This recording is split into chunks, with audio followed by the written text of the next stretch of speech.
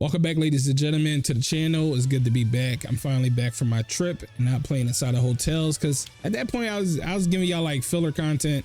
The Wi-Fi is pretty bad, so I was very limited, and I didn't have my gear on me. All I had was my laptop and a controller and Adobe, so all I could do was literally the bare minimum.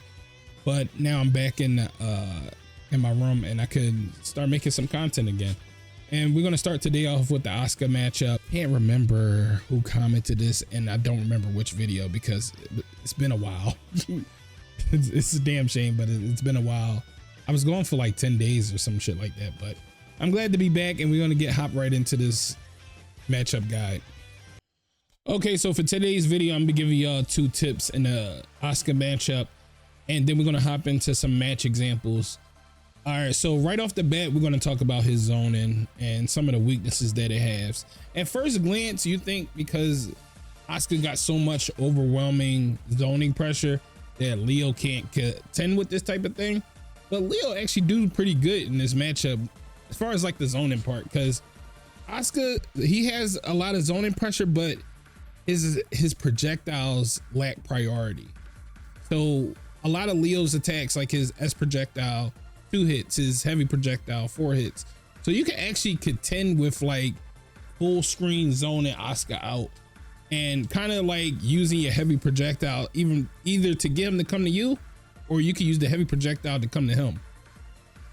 And not only that, you can actually like just fucking wild, but you could just like the things that you could do against Asuke's pressure, zoning pressure, just crazy. Like his projectiles have no priority. You can literally like 5p multiple projectiles.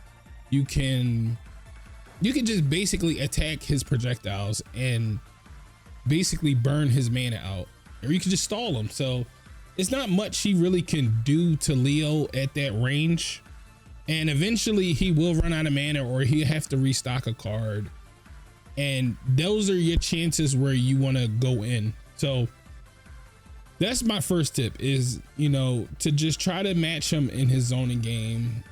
That way you're not trying to constantly always trying to go in and accidentally clipping yourself by his projectiles, because once he land a projectile, he basically just got Make-A-Wish combos and he could just do whatever. So you kind of just want to take your time. And if you want to help like practice against like, you know, specific projectiles, like this can help you train better.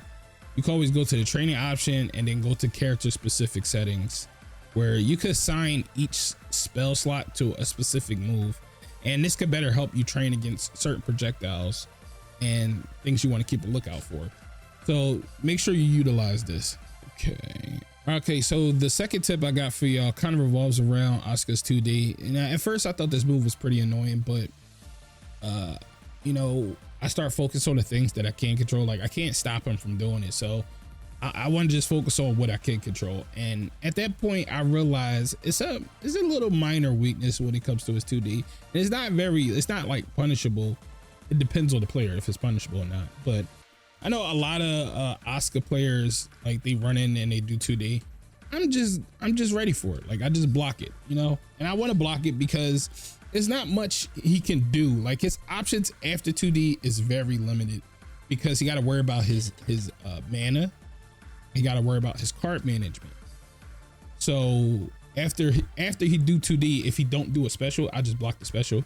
But I always keep an eye out for like if he has to do like a card change, or if he has to restore his mana, or if he throw out a special that is too slow. So his options become limited after his 2D. So you always want to pay attention to how many cards he got left and how much mana he got left, because after 2D he's more enticed to either recharge his mana or recover his cards. And this is a kind of a bad habit I noticed with Asuke players that I just keep an eye out for, and it can be really punishable if they're not careful.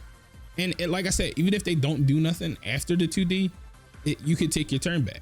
So the 2D became a point of interest for me when I'm trying to like get in on Asuke, because once you get on Asuke, it's game. Game is game. You can't really do much after that. Okay, gentlemen, we're going to get into the first match. and break down some of these weaknesses. Okay, so right here, he gave me an opportunity to throw out my heavy projectile. Like I said, this is going to be your main way in.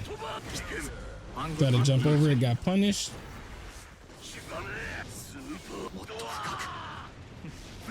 See, now we're in. Now it's not much he could have did right there because he didn't have no cards. But even so, like if he has like certain spells, like single hit spells, the heavy projectile just gonna eat right through him.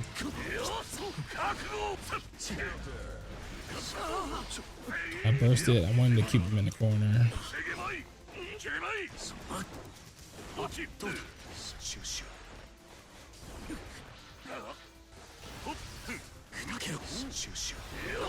So there we go. I kept an eye out. I always want to keep an eye out for when he ever is doing like mana recharges or he's reloading in your face. So I always want to keep an eye out for that. That was bullcrap. We clashed on the 5P. Special cancel. That's crazy. Kind of mixed me with the high and low.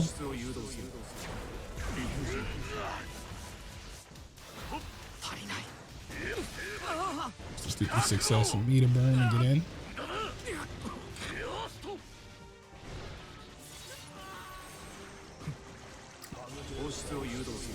So I had a feeling he was going to throw out a special because he didn't have any cards. So I already anticipated this and counteracted with a DP.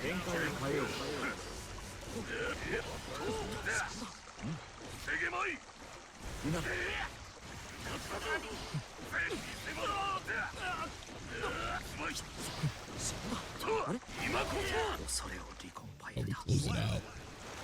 Could have killed there, but you know I always gotta be extra. I always like wall bouncing them, but I could have just broke the wall.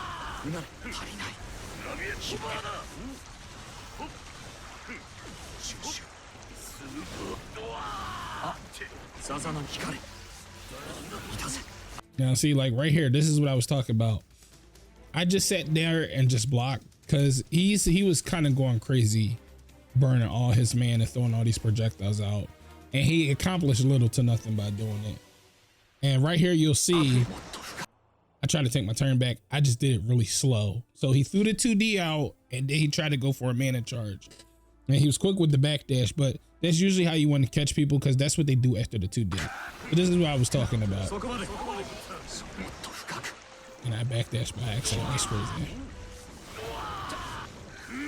So now he has no mana and he has no cards.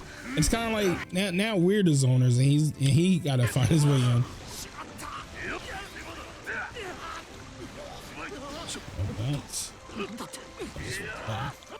But like as you see, so his projectile is just really strong in this matchup, and it could be your main way to get in. Plus he was low on mana and he didn't have any cards. It was nothing he could do to stop you at that point. All you had to do was just maintain pressure.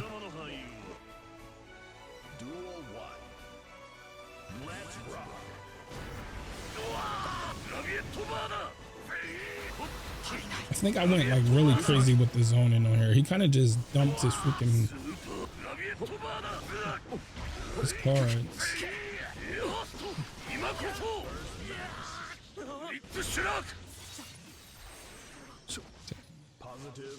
And he's just a glass cannon. Like when he has no mana, he shouldn't be vulnerable.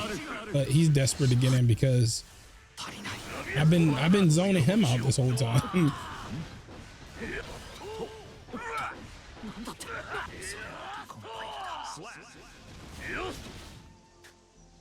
Duel 2. Let's rock. As you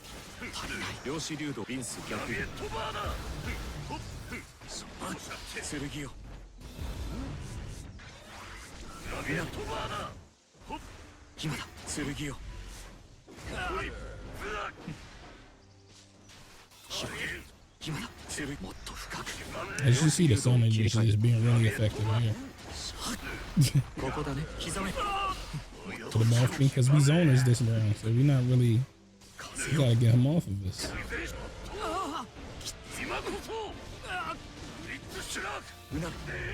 How did he draw 3 of those? That's crazy.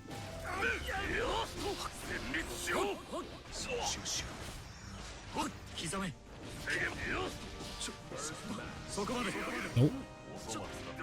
And the rest is history. Like I said, once you block his zoning out, it's pretty much a wrap after that.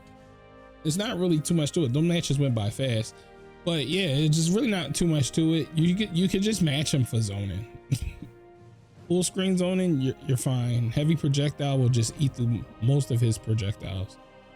And then once you get in, it's just a wrap. All you gotta do is do the standard Leo mixes or just any standard pressure, and eventually they'll crack. So that's pretty much it for today's video. I hope y'all enjoyed. Please leave any more requests. I'm glad to be back because I was basically doing filler content at this point because I wasn't home. I ain't have any of my equipment. All I had was my laptop, and playing in hotel Wi-Fi is just fucking crazy. So I couldn't really just upload every day, or because it took like freaking 10 hours to like upload a video. It was just fucking wild. But that being said, that's it for today's video. I hope y'all enjoyed. Leave y'all requests down in the comments, and I'm gonna see y'all in the next video. Peace.